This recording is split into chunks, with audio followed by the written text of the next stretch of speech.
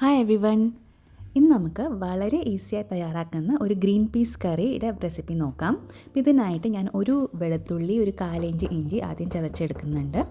ഒരു 250 gram green peas ഞാൻ തലേദിവസം വെള്ളത്തിലിട്ട് വെച്ച് കുതിർത്ത് വെച്ചിട്ടുണ്ടായിരുന്നു. അതിപ്പോൾ കഴുകി നമുക്ക് കുക്കറിലേക്ക് മാറ്റാം. ഇതിലേക്ക് ഒരു 10-12 ചെറിയുള്ളിയും 2 പച്ചമുളക്, ഒരു സവാള അരിഞ്ഞത് ചേർത്ത് കൊടുക്കാം. പിന്നെ നേരത്തെ ചതച്ച് വെച്ച് ഇഞ്ചിയും വെളുത്തുള്ളിയും ചേർത്ത് കൊടുക്കാം. ഇനി കുറച്ച് മഞ്ഞളും, ഒരു സ്പൂൺ മുളക് പൊടിയും, പിന്നെ ഹോൾ സ്പൈസസ്, അതായത് പട്ട, ഗ്രാമ്പൂ, ഏലക്ക, അതെല്ലാം അപ്പാടെ ചേർത്ത് കൊടുക്കാം. പിന്നെ കുറച്ച് ഉപ്പും ചേർത്ത് വെള്ളവും ചേർത്ത് നമുക്ക് വിസിൽ വെച്ച് വേവിക്കണം. ഒരു 4 വിസിലെങ്കിലും വേണം ഇത് വെന്തെടുക്കാനായിട്ട്. ഇനി നമുക്ക് വേകുന്ന സമയത്ത് ഇതിൻ്റെ മസാല റെഡിയാക്കാം. അപ്പോൾ ആദ്യം എണ്ണ ചൂടാക്കി അതിൽ കടുക്, ഉലുവ, മുളകൊക്കെ പൊട്ടിക്കുക. ഇനി ആ എണ്ണയിലേക്ക് തന്നെ നമുക്ക് 2 സ്പൂൺ മല്ലിപ്പൊടിയും 2 സ്പൂൺ മുളക് പൊടിയും ചേർത്ത് കൊടുക്കാം. അത് ചെറിയ തീയിൽ വെച്ചിട്ട് വേണം നമുക്കത് മൂപ്പിച്ചെടുക്കാനായിട്ട്, അല്ലെങ്കിൽ പെട്ടെന്ന് മസാല കരിഞ്ഞു പോകും. മസാല ഒന്ന് റെഡിയാകുമ്പോൾ അതിലേക്ക് ഒരു തക്കാളി ചെറുതായിട്ട് അരിഞ്ഞ് ചേർത്ത് കൊടുക്കാം.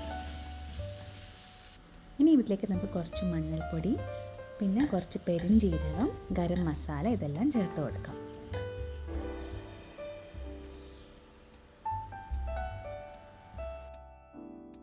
അപ്പോൾ തക്കാളി നല്ലോണം വെന്ത് വന്നിട്ടുണ്ട്.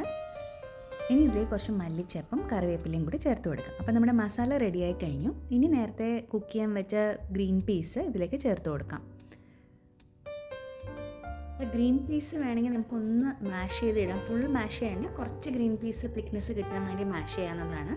ഇനി ആവശ്യത്തിന് ഉപ്പ് ചേർക്കുക, കുറച്ച് കുരുമുളക് പൊടിയും പിന്നെ കുറച്ച് ഗരം മസാല കൂടെ ചേർത്തിട്ടുണ്ടായിരുന്നു. കുറവാണെങ്കിൽ കുറച്ചുകൂടി ചേർത്ത് കൊടുക്കാം. നല്ലോണം തിളച്ച് കഴിഞ്ഞാൽ നമ്മുടെ സൂപ്പർ ടേസ്റ്റി ആയിട്ടുള്ള ഗ്രീൻ പീസ് കറി റെഡി. ചപ്പാത്തിയുടെ കഴിക്കാൻ, ദോശയുടെ കഴിക്കാൻ ഒക്കെ നല്ലതാണ്. എളുപ്പത്തിന് ഉണ്ടാക്കാൻ പറ്റും. എല്ലാവരും ഇതൊന്ന് ട്രൈ ചെയ്ത് നോക്കും, എന്തായാലും ഇഷ്ടമാവും. താങ്ക്